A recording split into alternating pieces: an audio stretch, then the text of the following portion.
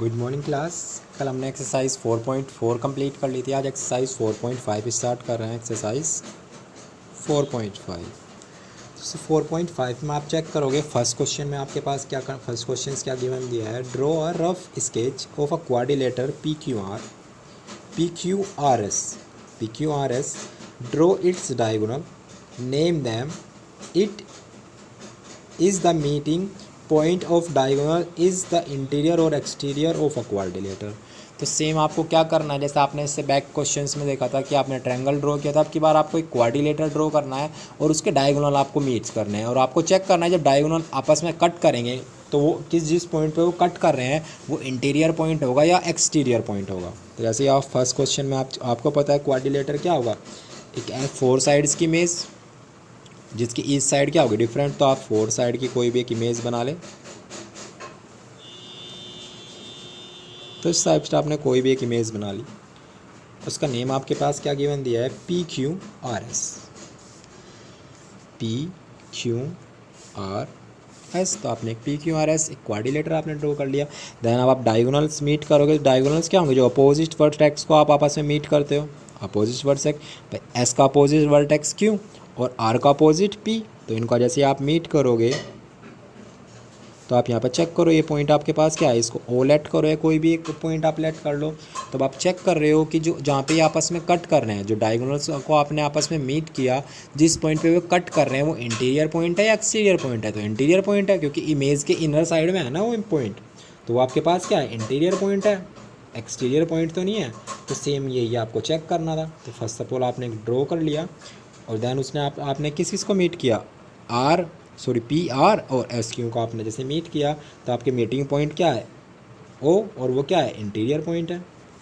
तो अगर इसी वैल्यू को आप लिखना चाहे तो आप लिख सकते हैं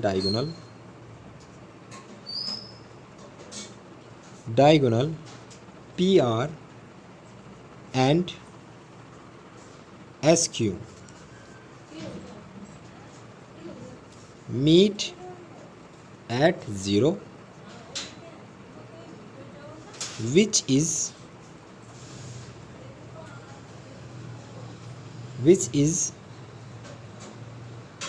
O is the interior point of quadrilateral. O meet at O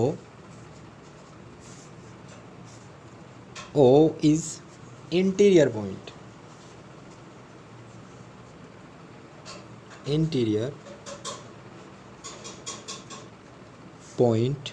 of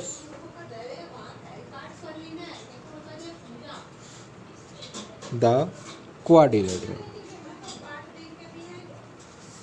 तो आपने सेम यही वैल्यू लिख ली कि अब आपने जब क्यू आर और एस क्यू को मीट किया एट ओ पे, वे आपस में मीट कर रहे हैं।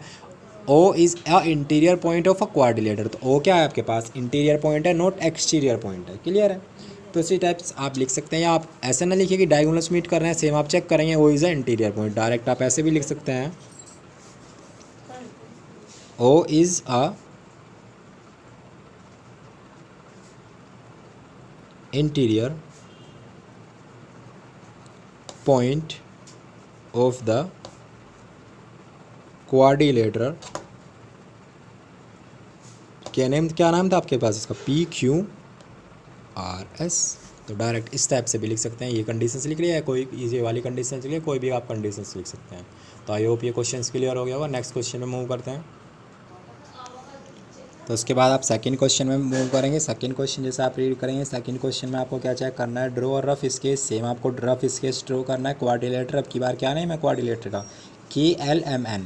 और आपके पास स्टेट्स दिए हैं, मीन्स स्टेटमेंट्स चेक करने हैं आपको। फर्स्ट ऑफ ऑल फर्स्ट क्या है आपके पास, 2 पेयर्स ऑफ अपोजिट एंगल। तो फर्स्ट ऑफ ऑल आप एक क्वाड्रिलेटर ड्रॉ कर लो। तो आपने इस टाइप से क्वाड्रिलेटर ड्रॉ कर लिया। इसका नेम आपके पास क्या है, KLMN। तो ए पार्ट में आपको क्या चेक करना है, opposite sides, pair of opposite sides. तो अपोजिट साइड आपको पता है कि क्या होगी अपोजिट साइड आपके पास, जैसे ये साइड है, इस साइड के अपोजिट ये साइड, इस साइड के अपोजिट ये साइड। तो सेम आपको पेयर्स लिखने हैं। जैसे फर्स्ट साइड आपके पास क्या यूज़ कर रहे हो, KL एंड के एल की अपोजिट क्या आपके पास एम एन बोलो या एन एम बोलो, आपके पास एक ही कंडीशन है। तो अगर इसको आप एम एन बोल रहे हो तो M N comma second value आपके पास क्या होगी भाई एम एल या एल एम। तो अगर एल एम एंड एन के या के कोई भी एक ही बात बोलो, या तो आप एन के बोलो या के एन बोलो, कंडीशन से एक ही है। तो एन के टू पेयर्स हो गया आपके पास जो पेयर्स थे। तो अपोजिट साइड्स के आपने पेयर चेक कर लिए। फर्स्ट पेयर क्या था आपके पास के एल एम एन, उसके बाद एल एम और के एन या एन के, या इसको भी आप एम एल बोलो या एल एम बोलो, बात एक ही है। उसके बाद आप बी पार्ट में चेक करोगे तो बी पार्ट में आपको चेक करना है pair of opposites angle, opposite angle. तो अपोजिट एंगल आपको पता है जैसे एंगल के है, इसका अपोजिट एंगल एम होगा, एंगल एल का अपोजिट एंगल एन होगा। तो एंगल्स अब पेयर चेक करो, देखो अपोजिट एंगल्स के पेयर आप कैसे लिख सकते हो, एंगल के, ये एंड का सिंबल बना रहा हूँ, उसके बाद एंगल के का अपोजिट एंगल एम, और सेकंड पेयर आपके पास क्या होगा एंगल एल का opposite angle K, angle L and angle N, यही तो लिखोगे आप angle K angle M, angle K का अपोजिट क्या है एंगल एम, और एंगल एल का अपोजिट क्या है एंगल एन। या आप ऐसे नहीं लिख रहे हो, उनके ओरिजिनल नेम लिख रहे हो, तो ओरिजिनल नेम आप कैसे लिखोगे N K L angle N K L and इस एंगल को आप क्या बोलोगे के एम एल या एल एम एन, एक ही टर्म है N M L. Second pair आपके पास क्या हो जाएगा के एल एम एंड इस पॉइंट को आप क्या बोलोगे के एन एम।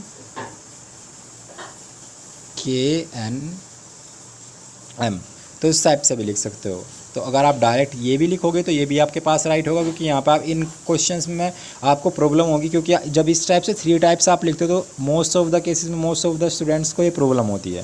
तो अगर आप सिंगल भी लिखोगे एंगल के का अपोजिट एंगल एम और एंगल एन का अपोजिट एंगल एन, ये भी आपके पास राइट होगा। अगर आप इस टाइप से लिखना चाहो तो आप इस टाइप से भी लिख सकते हो। क्लियर है। अब उसके बाद नेक्स्ट पार्ट पर मूव करते हैं, सी पार्ट। सी पार्ट में आपको क्या लिखना है, pair of adjacent side, pair of adjacent side, adjacent side. तो एडजेसेंट साइड आप देखो चेक करो, जो नियरेस्ट वाली साइडें होंगी, जो पास पास वाली साइड होगी, जैसे ये इस साइड की नियरेस्ट ये वाली साइड, इस साइड की नियरेस्ट ये वाली साइड। तो अगर इसका नेम आप चेक कर रहे हो के एन, तो फर्स्ट पेयर आपके पास क्या बनेगा के एन एंड के एन एंड के एल और कोमा। सेकेंड पेयर आपके पास क्या बनेगा एल एम बोलो या एल एम एल या एल एम।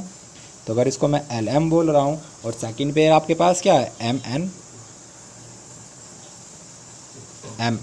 अब देखो आपने ये पेयर साथ में लिए, एक बार ये वाला पेयर साथ लिया के एन या एन के, उसके बाद के एल ये वाला पेयर साथ में लिया। अब की बार आपने ये और ये वाले पेयर साथ लिया। अब ऐसा भी तो सकता है आप ये वाले दोनों पेयर साथ में ले लो, उसके बाद ये वाले दो पेयर साथ में ले लो, तो कंडीशन सेम ही रहेगी। आप अगर अदर भी लिखना चाहो तो अदर से भी आप लिख सकते हो।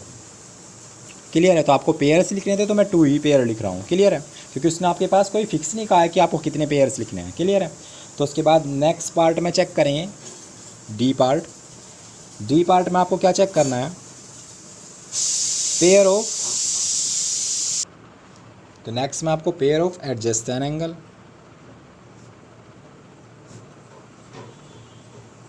एंगल्स आपको पता है कि एडजेसेंट एंगल क्या करें, कैसे एंगल्स होंगे, जो नियरेस्ट वाले एंगल हो गए। अगर मैं बोल रहा हूँ एंगल के और एंगल एन, तो सेम लिखूँगा मैं एंगल के एंड एंगल, भाई एंगल एंड और angle K comma second angle M और एल, तो angle L and angle M. Clear है। भाई आपने फर्स्ट पेयर यूज़ किया N and K, then L और एम, कंडीशन सेम है। आप चेक कर रहे हो एन के और एल और एम। अब इसको अगर आप लिखना चाहो तो इसको इस फॉर्मेट में भी लिख सकते हो। एंगल एन को आप कैसे लिख सकते हो, एम एन के, एंगल एम एन के एंड एंगल के को आप कैसे लिख सकते हो, KNL या LKM, कुछ भी लिख सकते हो। तो आप इसको लिख सकते हो angle NKL, comma second pair आपके पास क्या है L को क्या लिख सकते हो KLM एंड KLM के अलावा क्या आप लिख सकते हो MLK। और उसके अलावा आप चेक करो एंगल M को आप क्या बोल सकते हो LMN या NML। तो इसको अगर मैं लिखना चाहूँ तो क्या लिखोगे LMN। तो आप डायरेक्ट सिंगल एंगल्स लिख लो या 3 के पेयर्स में आप यूज़ कर लो। क्लियर है, वो आपके ऊपर डिपेंड है आप किस कंडीशंस में यूज़ कर रहे हो। क्लियर है, तो आपके ऊपर डिपेंड आप किस कंडीशंस में यूज़ कर रहे हो। ठीक है, तो आज यहीं तक रहने देते हैं, मिलते हैं नेक्स्ट वीडियो में नेक्स्ट क्वेश्चन के साथ। तब तक के लिए बाय बाय।